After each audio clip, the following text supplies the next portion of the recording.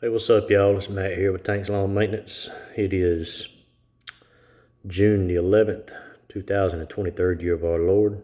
Sunday evening. It is about 7:10 p.m. Just winding down, y'all. Just chilling out. I told y'all I was gonna get back into church on Sundays. I didn't get to go today. We had a funeral we had to attend. I had to be a pallbearer for my father-in-law. It's my wife's step-grandmother.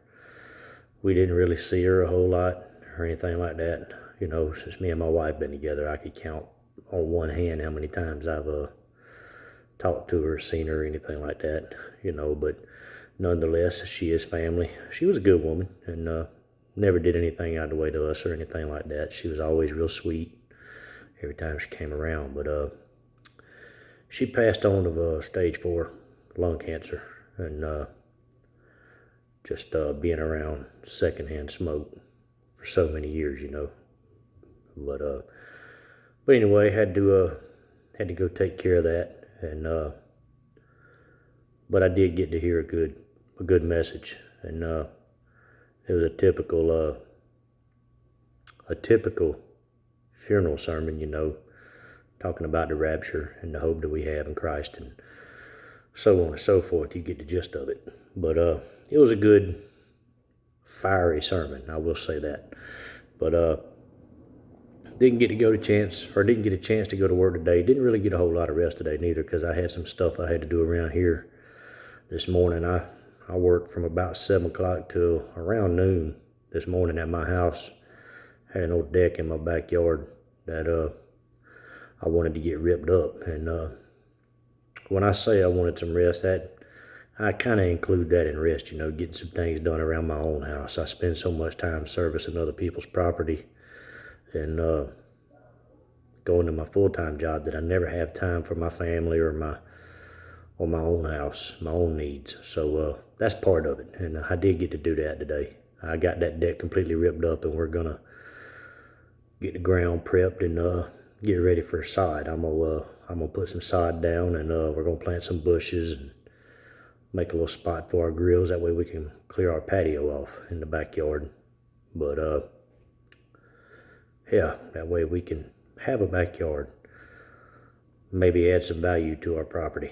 But anyway, just wanted to hop on here and touch base with y'all. Look, man, I know a lot of y'all probably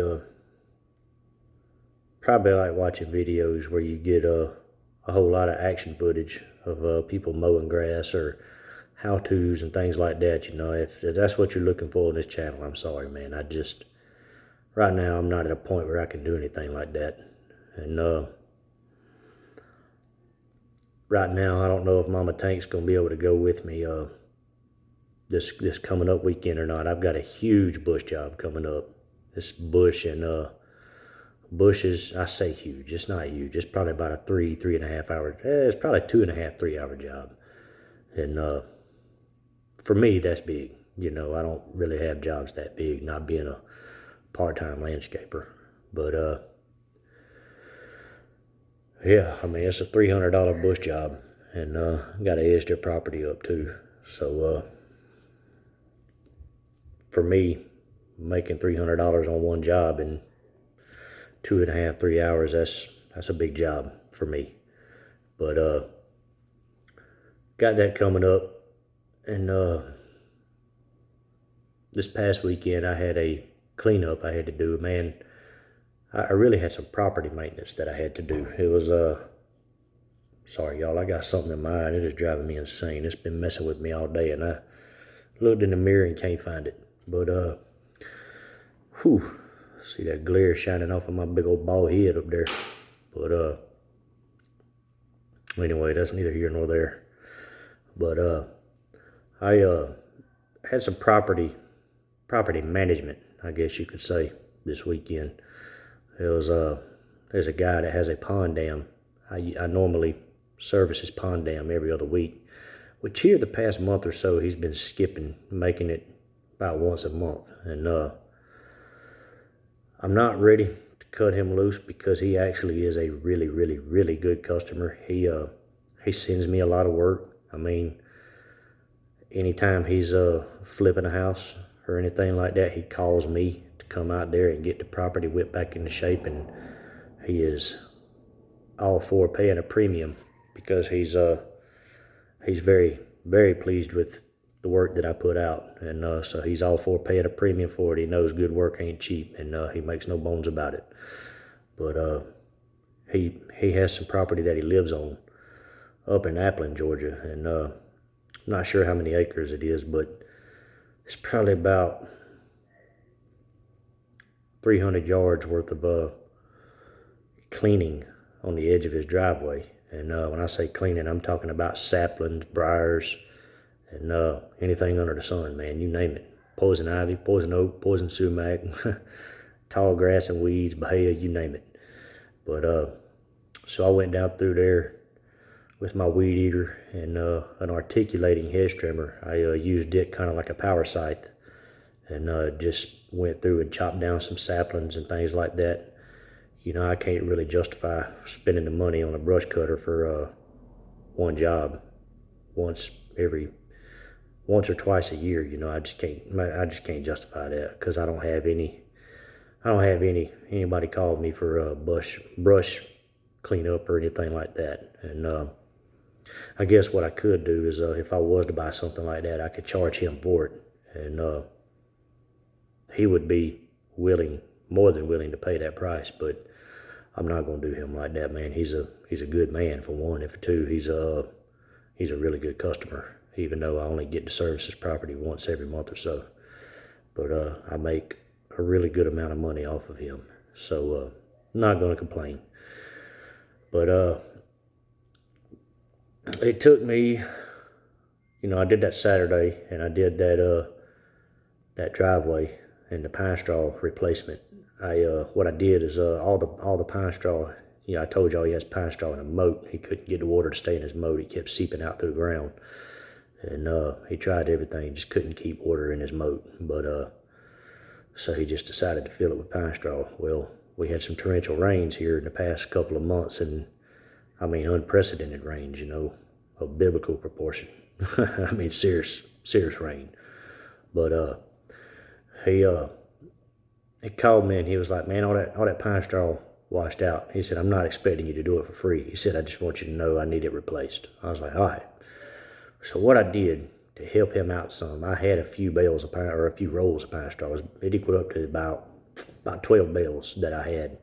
And I took the pine straw that got washed out, because it washed out into a great big pile, probably about a 10 by 10 squares, where it was piled up at the end of his moat. That I went and took it and I spread it out. I respread it in that moat, and a lot of it was already decomposing and things like that, rotted out, that kind of stuff. And I took those 12 bales that I had and I spread it on top of it, and made it extra thick, extra fluffy, and just to blend it in, you know. And he had me spray weed killer in that, and he also had me weed eat and spray weed killer on his driveway, which is about a half-mile long, and that was a pretty penny. He bought the product, and so I didn't charge him for the product, and which was smart on his part, because if I have to go and buy a special part or product for a job, I always do an upcharge on it. So smart on his part, saved him some money. But he bought the product, had it at his house ready for me. And I used my backpack sprayer, and it took me probably about an hour and a half to weed eat and spray that driveway. And I made good money, very good money doing it.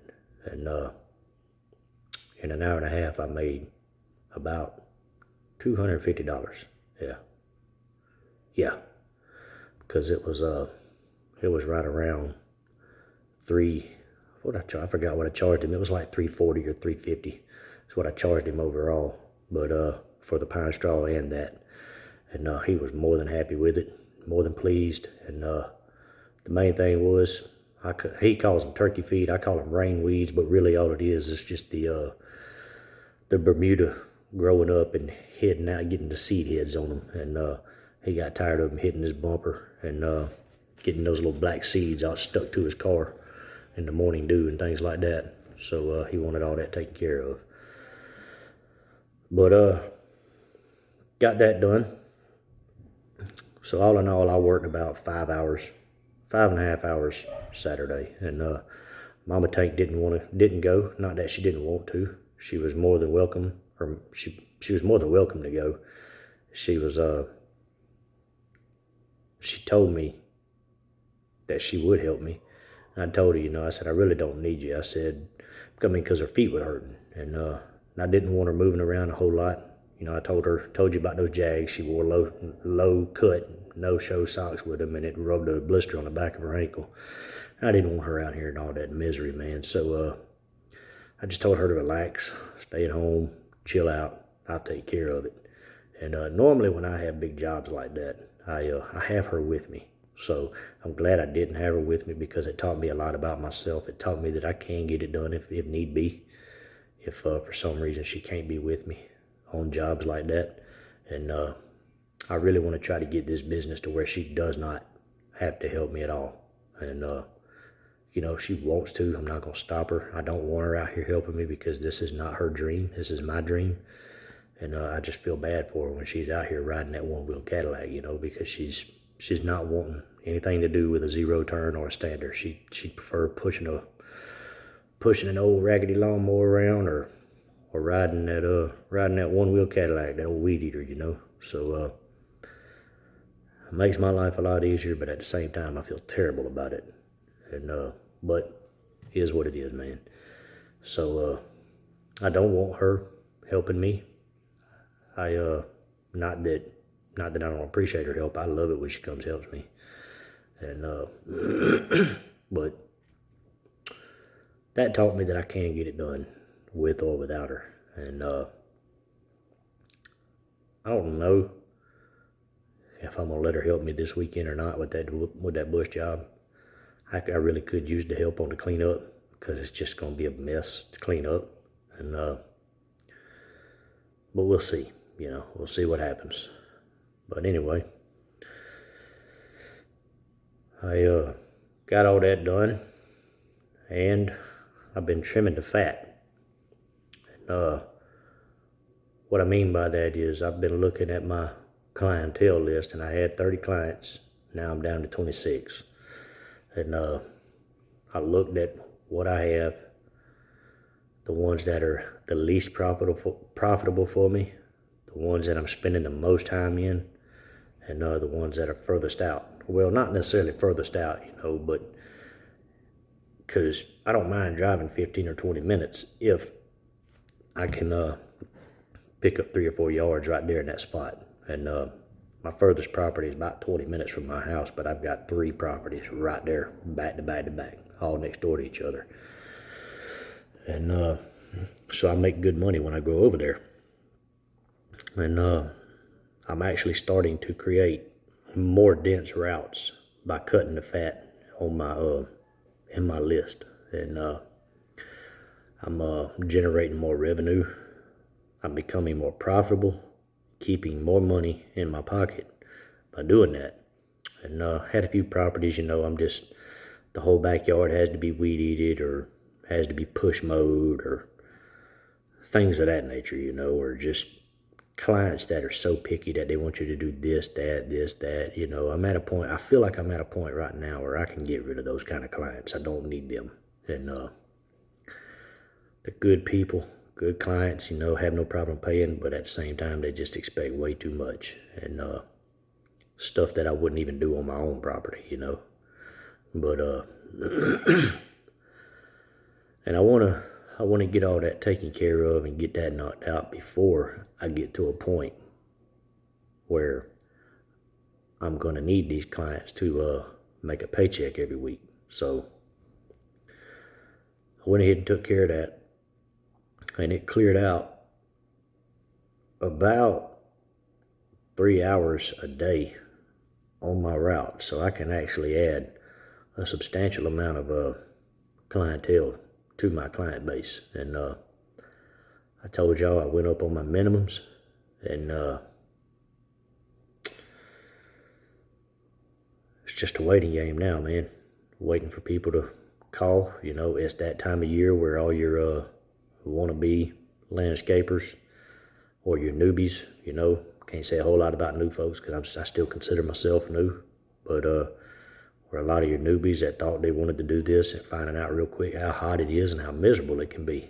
And it's that time of year where they're getting out of the game. And I started getting phone calls last week saying my lawn care provider quit showing up, don't know what happened. Could you come give me a quote? And I know my aunt called or texted me this morning wanting me to go put pine straw out on a property for her because she can't get a hold of her normal landscaper. I told her, I said, look, I said, I can't. I said, I'm going to be working from sun up to sundown every day this week until Thursday evening. And she needed this done by Tuesday. But I did refer her to a guy that's very dependable and does very, very, very good work. And he's actually the guy that taught me how to put out pine straw. So I recommended him. She was thankful for that. And so the work is coming, y'all. It's that time of year. So all you new guys out there that are getting into it, turn your phones on, stand by, because Chuck's about to get out the game. And just keep doing good work, man. Keep doing good work. Know your numbers, and stand by your word. Be dependable. Do exactly what you say you're going to do. And I also recommend getting a Google My Business account or Google account, whatever you want to call it. And it's absolutely free. It's no charge at all. I did that, and I've actually gotten quite a few phone calls because of that. And so, yeah. But really just wanted to hop on here, touch base with all of you, let you know what was going on with business, what's coming up, and what I decided to do moving forward. But I still remain the same on my decision not to work on Sundays. You know, it's nice to be able to get stuff done around here when I need to. And I don't feel worn out right now. All my equipment is, the upkeep is up to date. Blades are sharp. Mowers are clean. I got to change the oil on the stander, probably do that Thursday night. Matter of fact, when I get off here, I'm going to order an oil change kit and probably do that Thursday night because I need to do the break-in oil change on it. I'm right at 10 hours. I think it's 9.3, 9.4 hours. So go ahead and plan on doing that this week. But anyway, I'm going to hop off here. I'm going to go inside and get in on some of this AC because it is rather humid out here in the shop. And I will cut y'all back on sooner or later. But until then, like I always say, y'all keep cutting that grass and keep making that money. I'll let y'all. Bye.